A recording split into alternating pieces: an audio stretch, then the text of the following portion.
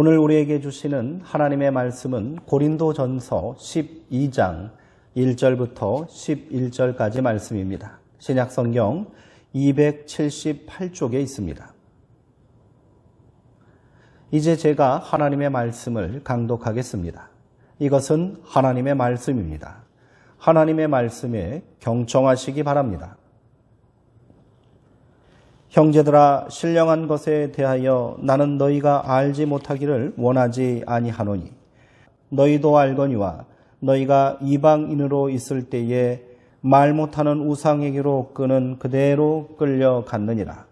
그러므로 내가 너희에게 알리노니 하나님의 영으로 말하는 자는 누구든지 예수를 저주할 자라 하지 아니하고 또 성령으로 아니하고는 누구든지 예수를 주시라 할 수 없느니라.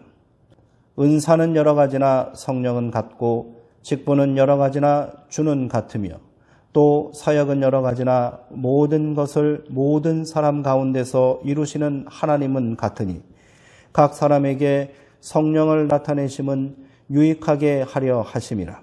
어떤 사람에게는 성령으로 말미암아 지혜의 말씀을, 어떤 사람에게는 같은 성령을 따라 지식의 말씀을, 다른 사람에게는 같은 성령으로 믿음을, 어떤 사람에게는 한 성령으로 병 고치는 은사를, 어떤 사람에게는 능력 행함을, 어떤 사람에게는 예언함을, 어떤 사람에게는 영들 분별함을, 다른 사람에게는 각종 방언 말함을, 어떤 사람에게는 방언들 통역함을 주시나니 이 모든 일은 같은 한 성령이 행하사 그의 뜻대로 각 사람에게 나누어 주시는 것이니라.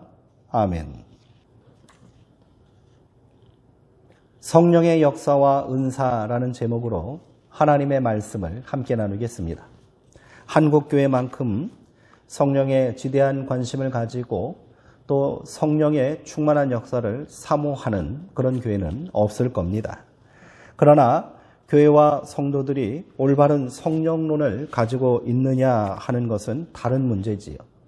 저는 이 점에 대하여 회의적입니다. 표면적으로는 시도 때도 없이 성령을 거론합니다. 그러나 그게 지나쳐 남발하고 있다는 생각마저 듭니다. 교회 생활이 불성실한 성도들이나 교권에 불만을 품고 있는 성도들을 향하여 성령 받지 못했거나 성령이 충만하지 못한 자라고 비난하기도 합니다. 심지어 성령을 무슨 신통한 능력이나 신비체험 정도로 여겨 성령 받으라라고 외쳐대기도 합니다. 방언 받지 못하면 성령 받은 것이 아니라고까지 강단에서 주장하는 설교자들도 있습니다. 한심한 노릇이 아닐 수 없습니다. 인간을 변화시키는 성령의 내적인 역동성을 도외시하고 오직 은사에만 치중하기 때문에 생긴 결과라 할 것입니다. 오늘 한국 사회에 만연한 대부분의 이단들은 이 성령론의 왜곡에서 시작되었음을 우리는 주지해야 합니다. 이단의 교주들 중에는 자신이 성령님이라고 주장하는 자들이 제법 많습니다. 성자 하나님인 예수님이 인간의 모습으로 이 땅에 오셨듯이 성령 하나님이 자신의 몸을 통해 이 땅에 현현했다는 참담하고 회개한 주장까지 하고 있지요. 이러한 혼란 가운데 저는 사랑하는 수정동교회 성도님들과 함께 앞으로 몇 주간 성령에 대하여 말씀을 준비하고 함께 나누려고 합니다. 말씀을 깊이 사모하시고 소망하는 마음으로 함께 기도해 주시고요. 나누시는 말씀을 통하여 우리 안에 성령의 새로운 역사와 감동으로 가득 채워지기를 주님의 이름으로 소망하고 축원드립니다. 우리가 성령에 대하여 올바른 이해와 신앙을 갖기 위해서는 먼저 성경에서 말하는 성령이란 무엇이며 무슨 일을 하는가를 알아야 할 것입니다. 구약 성경은 성령을 루하흐라고 말하고요. 신약 성경은 푸뉴마라고 부릅니다. 구약의 르아흐는 우리말로 영, 바람, 생기 등으로 번역되었고요. 보통 하나님과 함께 사용되었습니다. 하나님의 영, 하나님의 생명, 이런 식으로 번역되는 거지요. 혼돈과 공허와 흑암 가운데 있던 태초의 생명 창조의 역사를 연 하나님의 영이 바로 루하흐입니다. 노아 홍수 이후 온 지면에 살아 숨쉬는 생명체를 심판한 물을 줄어들게 한 바람이 하나님의 영이지요. 에스겔의 환상 가운데 본 마른 뼈들이 다시 살아나게 한 생기가 바로 루하흐입니다. 하나님의 사람들에게 임하여 예언의 말씀을 선포하게 한 지혜의 영도 바로 루아흐 성령인 거지요. 신약의 푸뉴마도 그 원래 뜻은 바람, 영혼입니다. 그러나 신약 성경에서는 이를 성령이라고 번역하여 더 광범위한 영역에서 독립적으로 사용됩니다. 성부 하나님과 성자 예수님과는 구별되게 독립적으로 활동하시고 역사하시는 분으로 증언하는 거지요. 예수님께서 공생애를 시작하시기 전 세례받으실 때 하늘로부터 푸뉴마가 임하여 예수님과 함께 일하셨습니다. 부활하시어 승천하시기 전 예수님께서 제자들에게 예루살렘을 떠나지 말고 하나님이 약속하신 것을 기다리라 하신 하나님의 약속이 바로 성령입니다. 오순절 마가의 다락방에 모여 기도하던 120명의 성도에게 임한 강력한 바람이 바로 푸뉴마 성령인 거지요. 교회의 역사를 시작하게 하시고 복음이 증거되는 모든 곳에 성령의 역사가 나타났습니다. 우리가 부활하신 예수 그리스도를 나의 구주로 고백하고 새 생명을 살게 하는 것도 성령의 역사이며 성도에게 은사와 능력을 주시는 것도 바로 성령의 사역인 겁니다. 성령의 역사와 사역은 오늘 우리 가운데 계속해서 동일하게 일어나고 있습니다. 그래서 교회는 오랜 역사와 경험 가운데 이 성령을 성령 하나님이라고 고백하기에 이른 것이지요. 성경은 성령 하나님을 창조의 영이며 생명의 영이라고 증거합니다. 또한 지혜와 말씀의 영이며 변화와 능력의 영이라고 고백하기도 합니다. 성부 하나님이 우주적이고 전능하신 분이시라면 성자 하나님인 예수님은 인간의 몸을 입고 오셨기에 제한된 시간과 공간 안에서 경험되고 고백된 분입니다. 그러나 성령 하나님은 바람이시기에 영이시기에 생명의 기운이시기에 시간과 공간을 초월하여 모든 사람들 가운데 구체적으로 역사하시는 생생한 삶의 영이시며 인격적인 교제의 영이 되는 겁니다. 이 성령님께서 오늘 우리를 위로하시고 새롭게 하시고 깨달음을 주시고 있는 줄 믿으시기 바랍니다. 그래서 요한복음에서 예수님은 이 성령님을 보혜사, 즉 돕는 자라고 말씀하셨습니다. 우리와 함께 하시는 임마누엘 하나님께서 천상의 존재에서 인간의 모습으로 그리고 마침내 영으로 임하시어 오늘 우리의 영혼 가운데 들어와 함께 하시는 줄 믿으시기 바랍니다. 교회의 시작은 성령 강림과 함께 했고요. 교회의 역사는 성령 하나님의 역사였습니다. 오늘 우리는 강력한 성령의 역사 한가운데 살고 있는 겁니다. 교회는 예배드리고 교육하고 교제하고 봉사하고 복음을 전해야 합니다. 이 5가지를 교회의 5대 사역이라고 부릅니다. 만일 성령의 역사가 없다면 이 사역은 반드시 변질될 겁니다. 그러나 안타깝게도 교회는 성령에 충분히 주목하지 못했습니다. 관심이 부족했고요. 이해도 부족했지요. 그 결과 성령으로 인한 거듭남이나 성령의 내재하심 같은 내적 변화에는 소홀하게 되었고요.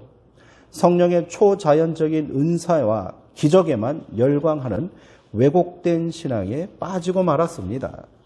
대부분의 이단들이 왜곡된 성령론에서 시작된 것이 이러한 이유 때문입니다.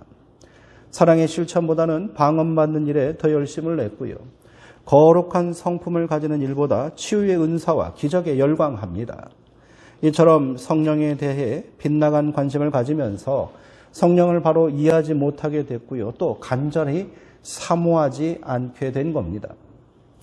약속하신 성령의 역사가 시작된 이래 2000년 동안 교회는 성령을 바로 알지 못하는 잘못을 범한 겁니다.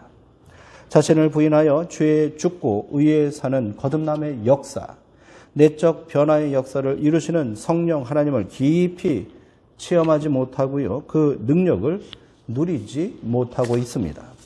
여전히 많은 교회에서 성령 받으라, 성령 세례를 받으라고 말합니다. 이는 방언받으라는 말입니다. 우리는 이미 성령을 받았고 성령 세례를 받았기에 오늘 이곳에 있는 줄 믿으시기 바랍니다. 성령이 아니고서는 그 누구도 예수를 주라 시인할 수 없다 했습니다. 성령이 아니고서는 하나님을 아버지라 부르는 예배의 자리에 참여할 수 없습니다. 내가 그것을 온전히 깨닫고 고백하지 못한다 할지라도 오늘 우리가 여기 예배하는 자리에 있는 것이 바로 성령님이 내주하고 계시다는 증거입니다. 그런데 무슨 성령을 다시 받으란 말입니까? 이런 이유로 해서 우리의 믿음은 열등감과 또 반대로 교만에 빠져 무기력하고요. 혼란스러운 교회를 만들고 말았습니다. 방언도 못하는 내가 무슨 일을 할 수 있겠느냐 주저하는 성도님들을 종종 만나게 됩니다. 나는 능력이 아직 안 된다고 말하는 것도 마찬가지입니다.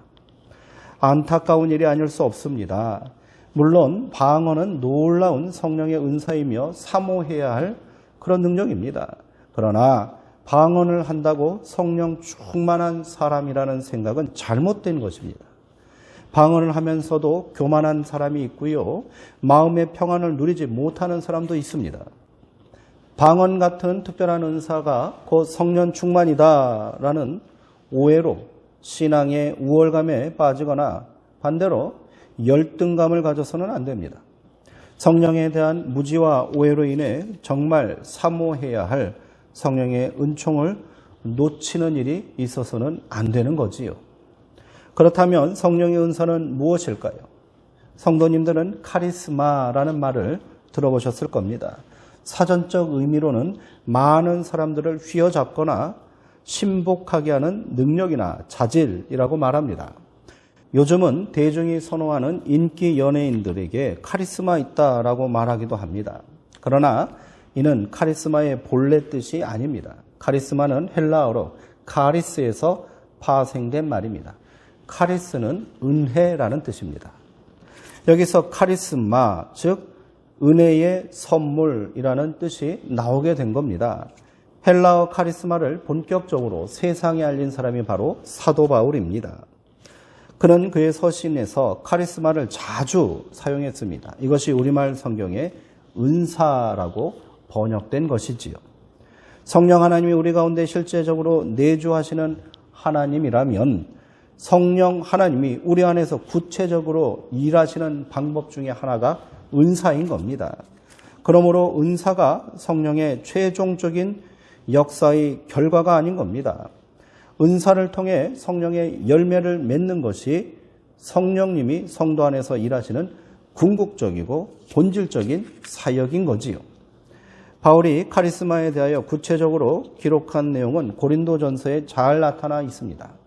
12장부터 14장까지가 은사에 대한 말씀입니다. 이렇게 서신의 많은 분량에서 은사에 대하여 다루고 있는 이유는 고린도 교회가 은사에 있어서 심각한 문제가 있었기 때문입니다. 은사에 열광하는 사람들이 생기면서 교회가 혼란스러워졌고요. 신앙이 신비주의로 흘러가게 된 것입니다. 그것을 바로잡기 위해서 했던 거지요.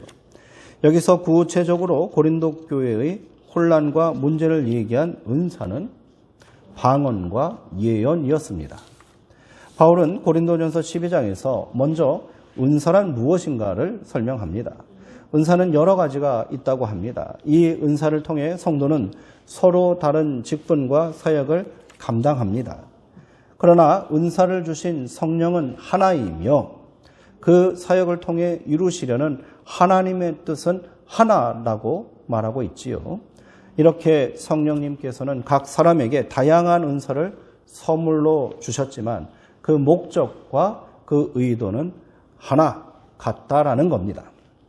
고린도전서 12장 7절 이하에는 성령의 다양한 은사들이 소개됩니다. 지혜, 지식, 믿음, 병고침, 능력 행함, 예언, 영분별, 방언, 통역이 그것입니다. 물론 이것이 은사의 전부는 아닙니다. 각 사람의 기질과 성품이 다양하듯이 은사도 다양하게 나타납니다. 여기서 은사에 대한 중요한 두 가지 사실을 우리는 발견하게 됩니다. 그 첫 번째는 은사는 우열이 없다는 겁니다. 그리고 은사는 성령님께서 각 사람의 필요에 따라 그의 뜻대로 나누어 주신다는 사실입니다. 또한 은사를 주시는 목적이 무엇인가 하는 겁니다. 그것은 교회를 하나 되게 하고 성도를 섬기고 유익하게 하는 일을 감당하게 하시는 하나님의 뜻을 이루기 위함입니다. 이를 더 분명하게 설명하기 위해 바울은 이어지는 12절 이하에서 한 가지 예를 듭니다. 몸은 하나이지만 여러 지체가 있다는 겁니다. 아무리 작고 보잘것없어 보이는 지체라 해도 필요 없는 지체는 없다는 거지요. 귀가 눈에게 쓸모없다고 말하고 눈이 손도로 머리가 바르게 너는 쓸모없으니 몸에서 떨어져 나가라고 말할 수 있느냐는 겁니다. 오히려 약하게 보이는 지체가 도리어 요긴한 기능을 하기도 하는 거지요. 이처럼 몸은 우리 모든 지체가 함께 연합하여 기능해야 건강한 몸을 유지할 수 있게 되는 겁니다. 이러한 비유를 통해 바울은 교회를 향한 세 가지 교훈을 전합니다. 먼저 교회의 지체를 이루는 각 성도들은 모두가 귀한 존재라는 것이지요. 어느 것 하나 떨어져 나가서는 안 된다는 겁니다. 둘째로 서로가 서로를 돌봐야 한다는 겁니다. 마지막으로 몸의 한 지체가 고통을 받으면 온몸이 아픈 것처럼 함께 아파하고 함께 즐거워해야 한다는 겁니다. 성령님께서 한 사람에게 은사를 주심은 이처럼 서로를 존중하며 돌보고 봉사하고 함께 아파하고 함께 즐거워하며 건강한 그리스도의 몸을 이루게 하기 위함임을 기억해야 합니다. 우리가 은사를 사모하고 또 은사를 개발하고 선용해야 하는 이유가 바로 여기에 있는 겁니다. 방언과 예언, 병고침, 능력 행함도 이러한 은사 중에 하나일 뿐인 겁니다. 또한 이러한 은사를 주심은 교회를 건강하게 세우고 성도를 섬기고 봉사하기 위함이라는 사실을 명심해야 합니다. 그러므로 특정한 은사를 강조할 필요가 없으며 그것이 성령 충만의 증거라고 착각해서도 안 되는 겁니다. 또한 이를 통해 신앙적 우월감이나 열등감에 빠져서도 안 되겠습니다. 성령님께서는 이미 우리에게 필요한 은사를 모두 나누어 주셨습니다. 더 이상 은사 문제로 고민하고요. 그것을 비교하지 마십시오. 내게 주신 은사를 어떻게 잘 개발하고 사용하여 교회를 세우고 성도를 섬길까만 고민하십시오. 로마서에는 봉사도 은사이며 구제도 은사라고 말합니다. 위로도 훌륭한 은사이고요. 국률한 마음도 은사라고 했습니다. 우리가 얼마나 은사에 대하여 편협한 생각을 하고 있는지 깨우쳐주는 말씀입니다. 오늘 말씀을 통하여 우리 가운데 성령의 충만한 역사가 다시 일어나기를 소망합니다. 이를 위해 먼저 내 안에 성령님께서 내주하시어 역사하고 계심을 믿고 확신하시기 바랍니다. 그래야 성령의 인도하심에 순종하는 삶을 살 수 있습니다. 그래야 여전히 우리 안에 살아있는 죄악과 어두운 모습을 이겨내고 하나님의 자녀로서 온전한 기쁨과 만족을 누릴 수 있는 겁니다. 또 다른 성령은 없습니다. 성령님은 하나이십니다. 그 분이 이미 우리 가운데 내주하고 계십니다. 분명히 깨닫지 못하고 느끼지 못할지라도 이는 부인할 수 없는 사실인 겁니다. 성령이라는 단어, 푸뉴마는 호흡, 숨결이라는 뜻으로도 사용됩니다. 우리가 의식하지 못하지만 우리는 여전히 숨을 쉬고 있지 않습니까? 우리가 노력하지 않아도 지금 우리는 호흡을 이어나가고 있습니다. 성령의 역사도 마찬가지인 겁니다. 성령은 강제하는 영이 아닙니다. 우리를 힘으로 굴복시키고 두려움과 공포심으로 우리를 복종하게 하는 그런 분이 아닌 겁니다. 성령은 우리가 인식하고 깨닫지 못하고 있을지라도 조용히 우리가 생명을 이어가는 소중한 호흡처럼 내 안에서 역사하고 계신 줄 믿으시기 바랍니다. 연약하여 마땅히 기도할 바를 모르는 우리를 위하여 조용히 눈물을 흘리시며 말할 수 없는 탄식으로 우리를 위하여 기도하고 계신다고 바울은 로마서에서 증언했습니다. 우리가 하나님의 뜻을 거슬러 행하려 할 때 우리 안에 믿음의 선한 양심을 일깨워 죄악에 빠지지 않도록 인도하십니다. 때로는 실패하고 넘어져 절망 가운데 있는 우리의 상한 영혼을 위로하시고 치유해 주십니다. 당신은 성령의 사람입니다. 의심하지 마시기 바랍니다. 둘째로 성령님께서 각 사람에게 주시는 은사대로 교회를 위해 성도를 위해 봉사하고 섬기는 일에 최선을 다해야 합니다. 은사를 자랑하고 영적 우월감에 빠져 교만해서는 안 됩니다. 바울은 14장에서 교회의 하나됨과 질서를 위해서는 방언과 예언도 자제해야 한다라고 말합니다. 이것이 우리가 간구해야 할 또 다른 성령의 은사, 지혜인 겁니다. 바울이 방언과 예언을 특별히 언급한 이유는 이 둘이 잘못된 것이기 때문은 아닙니다. 이러한 은사를 받은 사람들은 더욱 조심하고 신중하고 지혜로워야 한다는 것을 강조하기 위함이지요. 모든 은사는 질서 있고 지혜롭게 행해야 하는 겁니다. 각 사람에게 은사를 주심은 사랑 안에서 서로 섬기고 봉사하기 위함임을 다시 한번 명심하시기 바랍니다. 바울은 이를 위해 더 큰 은사를 사모하고 가장 좋은 길을 따르라고 말하고 있지요. 바울이 말한 바 더 큰 은사와 가장 좋은 길은 무엇이겠습니까? 그것은 바로 고린도전서 13장에 나오는 사랑입니다. 우리가 지난주까지 나온 그 말씀의 내용이지요. 사랑은요, 은사 중에 은사이며 은사가 은사되게 하는 하나님의 능력인 겁니다. 은사를 통해 서로를 섬기고 온전하게 되는 방법은 사랑 안에서만 가능한 겁니다. 우리가 진정으로 사모하고 힘써야 할 믿음의 길도 바로 사랑입니다. 성령이 우리에게 은사를 주심은 궁극적으로 온전한 사랑의 역사를 통해 열매 맺는 삶을 살게 하는 것이겠지요. 그래야 성령 하나님을 통해 성자 하나님을 만나고요. 성부 하나님을 만나 구원과 생명의 역사를 이룰 수 있는 겁니다. 말씀을 맺겠습니다. 성령의 사람이 되십시오. 성령의 인도하심에 응답하는 삶을 사십시오. 성령의 은사를 통해 온전한 사랑을 이루십시오. 우리 수정동교회가 진정으로 성령이 충만하게 살아 역사하는 교회, 사랑의 공동체가 되기를 주님의 이름으로 축원드립니다. 기도하시겠습니다.